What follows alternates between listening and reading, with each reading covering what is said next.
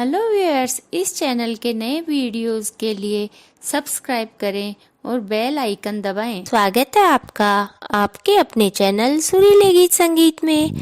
आज मैं आपको श्री सत्यनारायण व्रत कथा सुना रही हूँ। सत्यनारायण व्रत कथा पूर्णिमा के दिन की जाती है। पूर्णिमा महीने में एक बार आती है। यह व्रत वैसे तो किसी भी पूर्णिमा से शुरू किया जा सकता है, परंतु विशेष रूप से यह चैत्र पूर्णिमा या शरद पूर्णिमा से शुरू किया जाता है। इसमें विष्णु रूप श्री सत्यनारायण भगवान की पूजा करें, परिवार सहित कथा सुने और प्रसाद बनाने के लिए थोड़े से घी में आटा सेक कर पिसी हुई चीनी या बूरा मिलाएं। जैसे 2 चम्मच घी में 4 चम्मच गेहूं का आटा डालकर हल्का भूरा होने तक हिलाते जाएं। हल्का भूरा होने पर गैस बंद कर दें।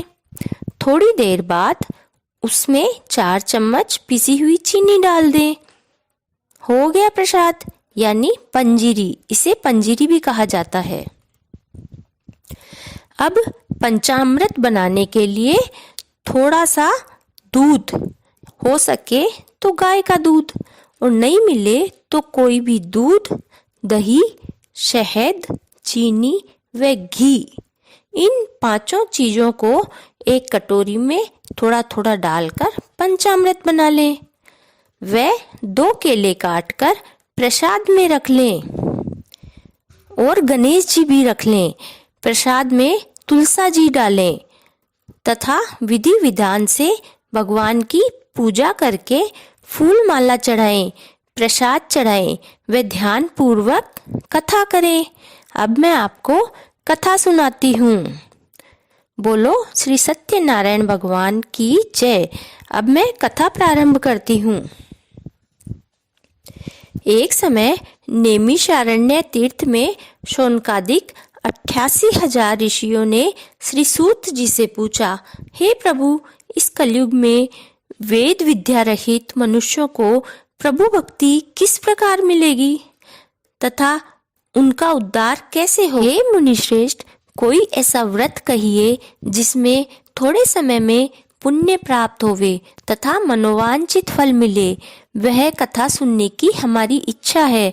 सर्वशास्त्र ज्ञाता श्री सूत जी बोले, हे वैष्णवों में पूज्य, आप सबने प्राणियों के हित की बात पूछी है। अब मैं उस श्रेष्ठ व्रत को आप सभी से कहूँगा जिस व्रत को नारद जी ने लक्ष्मी नारायण जी से पूछा था और श्री लक्ष्मीपति ने मुनि श्रेष्ठ नारद जी से कहा था। सो ध्यान से सुनो। एक समय योगीराज नारद जी दूसरों के हित की इच्छा से अनेक लोकों में घूमते हुए मृत्यु लोक में आ पहुँचे। यहाँ अनेक योनियों में जन्मे हुए प्राय सभी मनुष्यों को अपने कर्मों द्वारा अनेक दुखों से पीड़ित देखकर सोचा, किस यत्न करने से मानवों के दुखों का नाश हो सकेगा। ऐसा मन में सोचकर विष्णु लोक गए।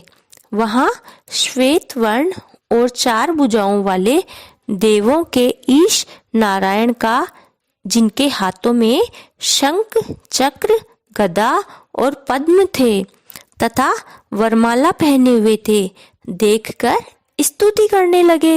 हे भगवान, आप अत्यंत शक्ति से संपन्न हैं। मन और वाणी भी आपको नहीं पा सकती। आपका आदि मध्य अंत नहीं है। आप निर्गुण स्वरूप सृष्टि के कारण भक्तों के दुखों को नष्ट करने वाले हो। आपको मेरा नमस्कार है। नारद जी से इस प्रकार की स्तुति सुनकर विष्णु भगवान बोले, हे मुनि श्रेष्ठ, आपके मन में क्या है? आपका किस काम के लिए आगमन हुआ है? निसंकोच कहो। तब नारद मुनि बोले, मृत्यु लोक में सब मनुष्य जो अनेक योनियों में पैदा हुए हैं, अपने अपने कर्मों के द्वारा अनेक प्रकार के दुखों से दुखी हो रहे हैं। हे नाथ, मुझ पर दया रखते हो तो बताइए, उन मनुष्यों के सब दुख थोड़े से प्रयत्न से कैसे दूर हो सकते हैं? श्री भगवान जी बोले, हे नारद, मनुष्यों की भलाई के लिए तुमने बहुत अच्छी बात पूछी है। जिस व्रत के करने से मनुष्य मोह से छूट जाता है वह मैं कहता हूँ, सुनो। पुण्य देने वाला स्वर्ग और मृत्यु लोक दोनों में दुर्लभ एक उत्तम व्रत है। आज मैं प्रेमवश होकर तुमसे कहता हूँ, श्री सत्यनारायण भगवान का यह व्रत अच्छी तरह विधि विधान पूर्वक करके मनुष्य तुरंत ही यहाँ सुख भोग कर मरने पर मोक्ष को प्राप्त होता है। श्री भगवान के वचन सुनकर नारद मुनि बोले कि उस व्रत का क्या फल है, क्या विधान है, किसने यह व्रत किया था और किस दिन यह व्रत करना चाहिए, विस्तार से कहो। भगवान बोले, दुख शोक आदि को दूर करने वाला, धन धान्य को बढ़ाने वाला, सौभाग्य तथा संतान को देने वाला यह व्रत सब स्थानों पर विजय प्राप्त करने वाला है। भक्ति और श्रद्धा के साथ श्री सत्यनारायण भगवान की शाम के समय ब्राह्मणों और बंधु बांधवों सहित धर्मपरायण होकर पूजा करें। भक्ति भाव से नैवेद्य, केले का फल, घी, दूध और गेहूं का चूर्ण सवाया लेवें और श्री सत्यनारायण भगवान की पूजा व कथा करें। भगवान का स्मरण करते हुए पूरा समय व्यतीत करें। इस तरह व्रत करने पर मनुष्यों की इच्छा निश्चय ही पूरी होती है। विशेषकर कलिकाल में मृत्यु लोक में यही मोक्ष का सरल उपाय है। सूत जी बोले, हे ऋषियों, जिसने पहले समय में इस व्रत को किया उनका इतिहास कहता हूँ, ध्यान से सुनो। सुंदर काशीपुरी नगरी में एक अत्यंत निर्धन ब्राह्मण रहता था। वह भूख प्यास से बेचैन हुए नित्य पृथ्वी पर घूमता था।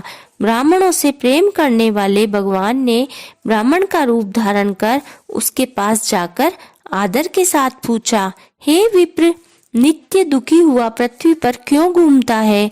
श्रेष्ठ ब्राह्मण बोला, मैं निर्धन ब्राह्मण हूँ, भिक्षा के लिए पृथ्वी पर फिरता हूँ। हे भगवान, यदि आप इसका कोई उपाय जानते हो तो कृपा करके कहो। वृद्ध ब्राह्मण बोला कि सत्यनारायण भगवान मनवांचित फल देने वाले हैं, इसलिए हे ब्राह्मण, तू उनका पूजन कर, जिसके करने से मनुष्य सब दुखों से मुक्त होता है। ब्राह्मण को व्रत का सारा विधान बताकर बुढ़े ब्राह्मण का रूप धारण करने वाले श्री सत्यनारायण भगवान अंतर्ध्यान हो गए। जिस व्रत को वृद्ध ब्राह्मण ने बतलाया है, मैं उसको अवश्य करूंगा। यह निश्चय करने पर उसे रात में नींद नहीं आई। वह सवेरे उठ श्री सत्यनारायण भगवान के व्रत का निश्चय कर भिक्षा के लिए चला। उस दिन उसको भिक्षा में बहुत धन मिला, जिससे बंधु बांधवों सहित उसने श्री सत्यनारायण भगवान का व्रत किया। इसके करने से वह विप्र सब दुखों से छूटकर अनेक प्रकार की संपत्तियों से युक्त हुआ। उस समय से वह विप्र हर महीने पूर्णिमा का व्रत करने लगा। इस तरह सत्यनारायण भगवान के व्रत को जो मनुष्य करेगा वह सब पापों से छूटकर मोक्ष को प्राप्त होगा। वह मनुष्य सब दुखों से छूट जाएगा। इस तरह नारद जी से नारायण जी ने कहा, और यह व्रत मैंने तुमसे कहा। हे विप्रो, अब मैं और क्या कहूँ? ऋषि बोले, हे मुनिवर, संसार में उस विप्र से सुनकर और किस किस ने इस व्रत को किया, हम वह सब सुनना चाहते हैं। इसके लिए हमारे मन में श्रद्धा है। सूत जी बोले, हे मुनियों, जिस जिसने इस व्रत को किया अब वह सुनो। एक समय एक विप्र धन और ऐश्वर्य के अनुसार बंधु बांधवों के साथ व्रत करने को तैयार हुआ। उसी समय एक लकड़ी बेचने वाला बुढ़ा आदमी आया और बाहर लकड़ियों को रखकर विप्र के मकान में गया। प्यास से दुखी लकड़हारा उनको व्रत करते देखकर विप्र को नमस्कार करके कहने लगा कि आप यह क्या कर रहे हैं और इसके करने से क्या फल मिलता है, कृपया मुझसे कहो। ब्राह्मण ने कहा, सब मनोकामनाओं को पूरा करने वाला यह श्री सत्यनारायण भगवान का व्रत है। इनकी कृपा से ही मेरे यहाँ धन धान्य आदि की वृद्धि हुई है। विप्र से इस व्रत के बारे में जानकर लकड़हारा बहुत प्रसन्न हुआ। चरणामृत ले प्रसाद लेकर खाने के बाद वह अपने घर को आया।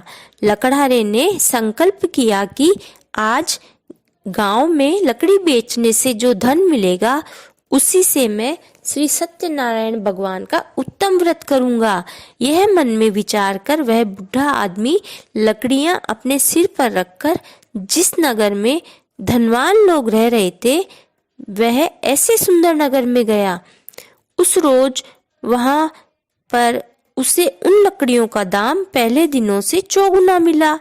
तब वह बूढ़ा लकड़हारा दाम ले और अति प्रसन्न होकर पके केले के फल, शक्कर, घी, दूध, दही और गेहूं का चूर्ण इत्यादि लेकर श्री सत्यनारायण भगवान के व्रत की कुल सामग्रियों को लेकर अपने घर आ गया। फिर उसने अपने भाइयों को बुलाकर विधि के अनुसार पूजा और कथा की। उस व्रत के प्रभाव से वह बूढ़ा लकड़हारा धन, पुत्र आदि से युक्त हुआ और संसार के समस्त सुख भोग कर वैकुंठ को चला गया। सूत जी बोले, हे मुनिश्रेष्ठ, अब आगे की कथा कहता हूँ। पहले समय में उल्कामुख नाम का एक बुद्धिमान राजा था। वह सत्यवक्ता और जितेंद्रिय था। प्रतिदिन देव स्थानों पर जाता तथा गरीबों को धन देकर उनके कष्ट दूर करता था। उसकी पत्नी कमल के समान मुख वाली और सती साध्वी थी। भद्रशिला नदी के तट पर उन दोनों ने श्री सत्यनारायण भगवान का व्रत किया। उस समय वहां एक साधु वैश्य आया। उसके पास व्यापार के लिए बहुत साधन था और राजा को व्रत करते हुए देखकर विनय के साथ पूछने लगा, हे राजन, भक्ति युक्त चित्त से यह आप क्या कर रहे हैं? मेरी सुनने की इच्छा है, सो आप यह मुझे बताइए। राजा बोला, हे साधु, अपने बांधवों के साथ पुत्र आदि की प्राप्ति के लिए एक महाशक्तिशाली श्री सत्यनारायण भगवान का व्रत व पूजन किया जा रहा है। राजा के वचन सुनकर साधु आदर से बोला, हे राजन, मुझसे सब विधान कहो, मैं भी आपके कथना अनुसार इस व्रत को करूंगा। मेरे भी कोई संतान नहीं है और निश्चय ही इस व्रत के प्रभाव से होगी। राजा से सब विधान सुनकर व्यापार से निवृत्त हो वह आनंद के साथ घर आ गया। साधु ने अपनी स्त्री से संतान वाले उस व्रत का वर्णन सुनाया और कहा, जब मेरे संतान होगी तब मैं इस व्रत को करूंगा। साधु ने ऐसे वचन अपनी पत्नी लीलावती से कहे। एक दिन उसकी पत्नी लीलावती पति के साथ आनंदित हो सांसारिक धर्म में प्रवृत्त होकर श्री सत्यनारायण भगवान की कृपा से गर्भवती हो गई तथा 10वें महीने में उसके एक सुंदर कन्या का जन्म हुआ। दिनों दिन वह कन्या इस तरह बढ़ने लगी जैसे शुक्ल पक्ष का चंद्रमा बढ़ता है। कन्या का नाम कलावती रखा गया। जब लीलावती ने मीठे शब्दों में अपने पति से कहा कि आपने जो संकल्प किया था कि मैं भगवान का व्रत करूंगा, अब आप उसे करिए। साधु बोला, हे प्रिय, इसके विवाह पर करूंगा। इस प्रकार अपनी पत्नी को आश्वासन दे वह नगर को चला गया। लीलावती पितृगृह में वृद्धि को प्राप्त हो गई, यानी बड़ी हो गई। साधु ने जब नगर में सखियों के साथ अपनी पुत्री को देखा तो तुरंत ही दूत को बुलाकर कहा कि पुत्री के लिए कोई सुयोग्य वर देख कर लाओ। साधु की आज्ञा पाकर दूत कंचन नगर पहुंचा और वहां पर खोज और देखभाल कर लड़की के लिए सुयोग्य वणिक पुत्र को ले आया। उस सुयोग्य लड़के को देखकर साधु ने अपनी बंधु बांधवों सहित प्रसन्नचित अपनी पुत्री का विवाह उसके साथ कर दिया। किंतु दुर्भाग्य से विवाह के समय भी वह व्रत करना भूल गया। तब श्री सत्यनारायण भगवान क्रोधित हो गए और शाप दिया कि तुम्हें दारुण दुख प्राप्त होगा। अपने कार्य में कुशल साधु बनिया जमाता सहित समुद्र के समीप स्थित होकर रतनपुर नगर में गया और वहां दोनों ससुर जमाई चंद्रकेतु राजा के उस नगर में व्यापार करने लगे। एक बार भगवान श्री सत्यनारायण भगवान की माया से प्रेरित होकर कोई चोर राजा का धन चुराकर भाग रहा था, किंतु राजा के दूतों को आता देखकर चोर ने घबराकर भागते हुए राजा के धन को वहीं चुपचाप रख दिया जहां वे ससुर जवाई ठहरे हुए थे। जब दूतों ने उस साधु वैश्य के पास राजा के धन को रखा हुआ देखा तो दोनों को बांध कर ले गए और प्रसन्नता से दौड़ते हुए राजा के समीप जाकर बोले, यह हम दो चोर पकड़ कर लाए हैं, देखकर आज्ञा दे। तब राजा की आज्ञा से उनको कठिन कारावास में डाल दिया और उनका धन छीन लिया। श्री सत्यनारायण भगवान के श्राप के कारण उनकी पत्नी भी घर पर बहुत दुखी हुई और घर पर जो धन रखा था चोर चुरा कर ले गए। शारीरिक और मानसिक पीड़ा तथा भूख प्यास से अति दुखी हो अन्न की चिंता में कलावती एक ब्राह्मण के घर गई। वहां उसने श्री सत्यनारायण भगवान की कथा होते देखी। फिर कथा सुनी तथा प्रसाद ग्रहण कर रात को घर आई। माता ने कलावती से कहा, हे पुत्री, अब तक तुम कहाँ थी? वह तेरे मन में क्या है? कलावती बोली, हे माता, मैंने एक ब्राह्मण के घर में श्री सत्यनारायण भगवान का व्रत व कथा होते देखा है। कन्या के वचन सुनकर लीलावती भगवान के पूजन की तैयारी करने लगी। लीलावती ने परिवार और बंधुओं सहित श्री सत्यनारायण भगवान का पूजन किया और वर मांगा कि मेरे पति और दामाद शीघ्र आ जावे। साथ ही प्रार्थना की कि हम सब का अपराध क्षमा करो। श्री सत्यनारायण भगवान इस व्रत से संतुष्ट हो गए और राजा चंद्रकेतु को स्वप्न में दर्शन देकर कहा, हे राजन, दोनों वैश्यों को प्रातः ही छोड़ दो और उनका सब धन जो तुमने ग्रहण किया है दे दो, नहीं तो मैं तेरे राज्य, धन, पुत्र आदि सबको नष्ट कर दूंगा। राजा से ऐसे वचन कहकर भगवान अंतर्ध्यान हो गए। प्रातः काल राजा चंद्रकेतु ने सभा में अपना स्वप्न सुनाया। फिर दोनों वणिक पुत्रों को कैद से मुक्त कर सभा में बुलाया। दोनों ने आते ही राजा को नमस्कार किया। राजा मीठे वचनों से बोला, हे महानुभावों, भावी वर्ष ऐसा कठिन दुख तुम्हें प्राप्त हुआ है, अब तुम्हें कोई भय नहीं। ऐसा कहकर राजा ने उनको नए नए वस्त्र आभूषण पहनाए तथा उनका जितना धन लिया था उससे दुगना धन देकर आदर से उनको विदा किया। दोनों वैश्य अपने घर की ओर चल दिए। सूत जी बोले, वैश्य ने मंगलाचार करके यात्रा आरंभ की और अपने नगर को चल दिए। उनके थोड़ी दूर निकलने पर दंडी वेशधारी श्री सत्यनारायण भगवान ने उनसे पूछा, हे साधु, तेरी नाव में क्या है? अभिमानी वणिक हंसता हुआ बोला, हे दंडी, आप क्यों पूछते हो? क्या धन लेने की इच्छा है? मेरी नाव में तो बेल और पत्ते भरे हैं। वैश्य का कठोर वचन सुनकर श्री भगवान ने कहा, तुम्हारा वचन सत्य हो। दंडी ऐसा कहकर वहां से दूर चले गए। कुछ दूर जाकर समुद्र के किनारे बैठ गए। दंडी के जाने पर वैश्य ने नित्य क्रिया करने के बाद नाव को ऊंची उठी देखकर अचंभा किया और नाव में बेल पत्ते आदि देखकर मूर्छित हो जमीन पर गिर पड़ा। फिर मूर्छा खुलने पर अत्यंत शोक प्रकट करने लगा। तब उसका दामाद बोला, आप शोक न करें, यह दंडी का शाप है, अतः उनकी शरण में चलना चाहिए, तभी हमारी मनोकामना पूरी होगी। दामाद के वचन सुनकर वे दंडी के पास पहुँचे और अत्यंत भक्ति भाव से नमस्कार करके बोले, मैंने जो आपसे असत्य वचन कहे थे उनको क्षमा करो। ऐसा कहकर महान शोकातुर होकर रोने लगा।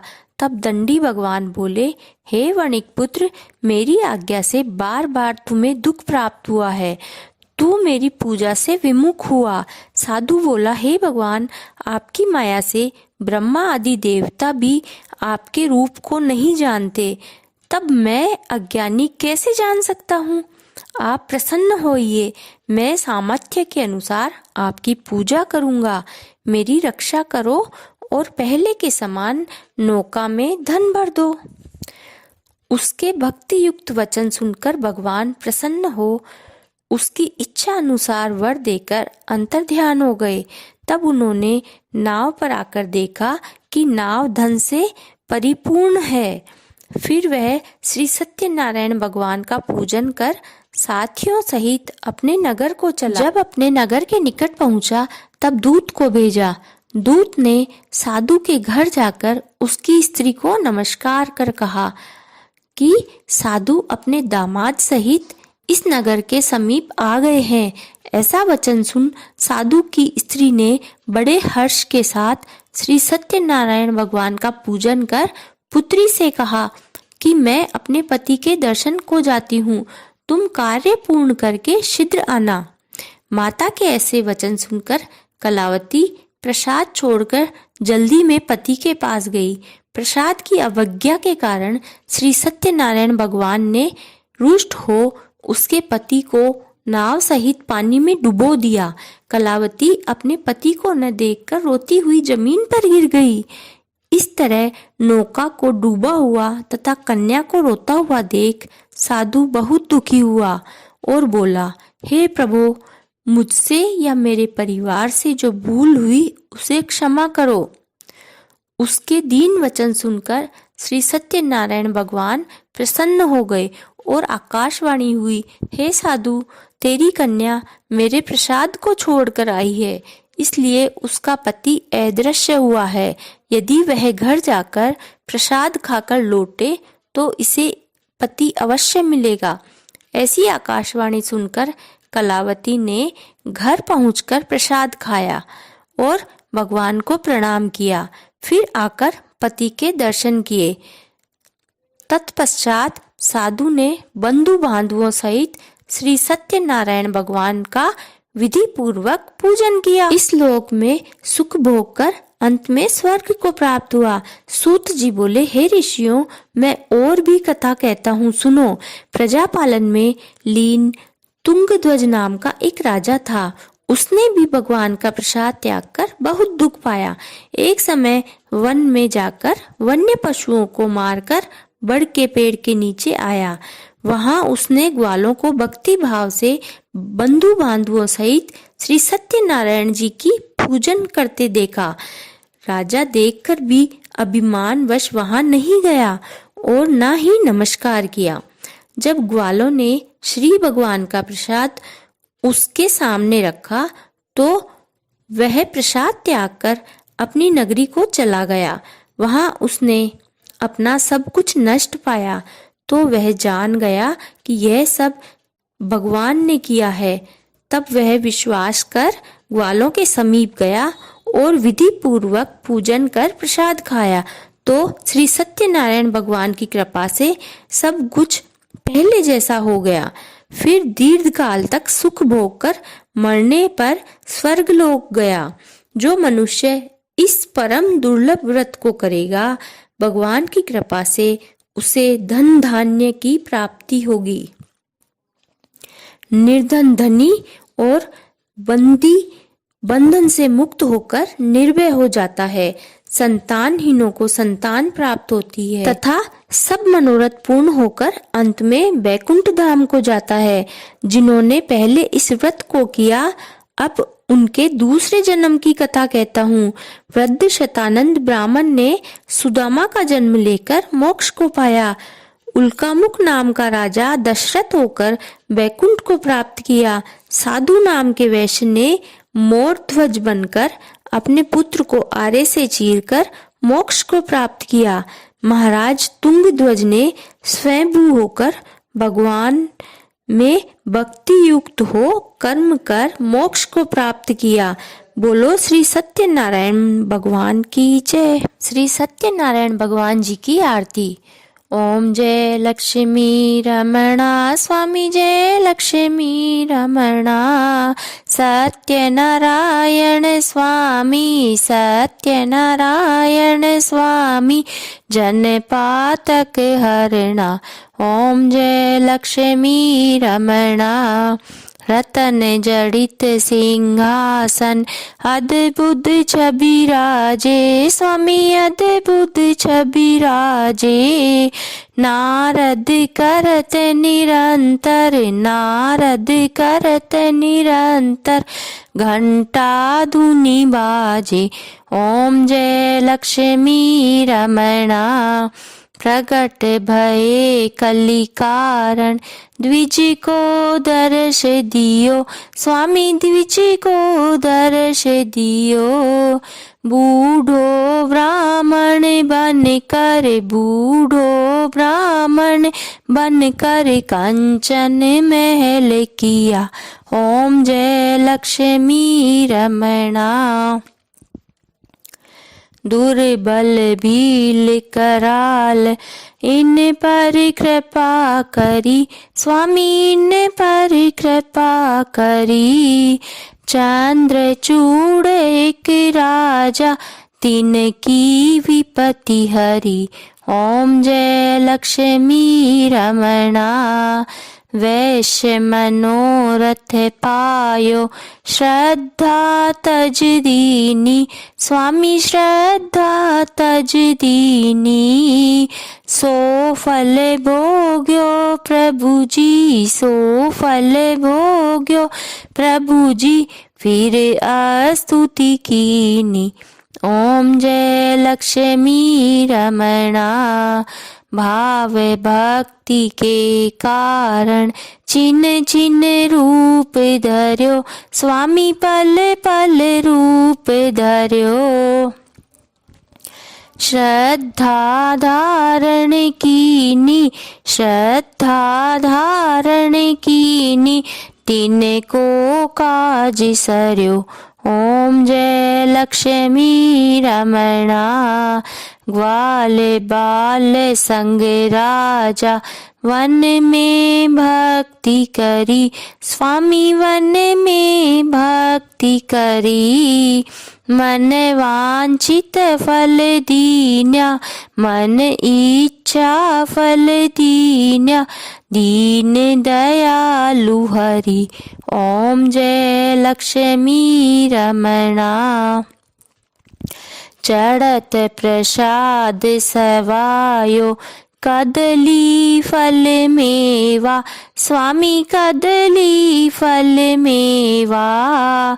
धूप दीप तुलसी से धूप दीप तुलसी से राजी सत्य देवा। ओम जय लक्ष्मी रमणा। श्री सत्यनारायण स्वामी जी की आरती जो कोई नर गावे स्वामी जो सेवक गावे।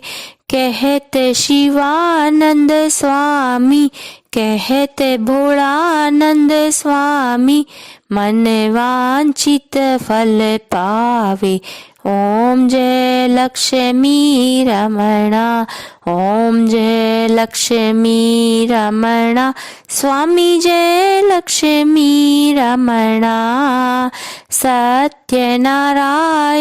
स्वामी सत्यनारायण स्वामी जन पातक हरणा। ओम जय लक्ष्मी रमणा। बोलो श्री सत्यनारायण भगवान जी की जय।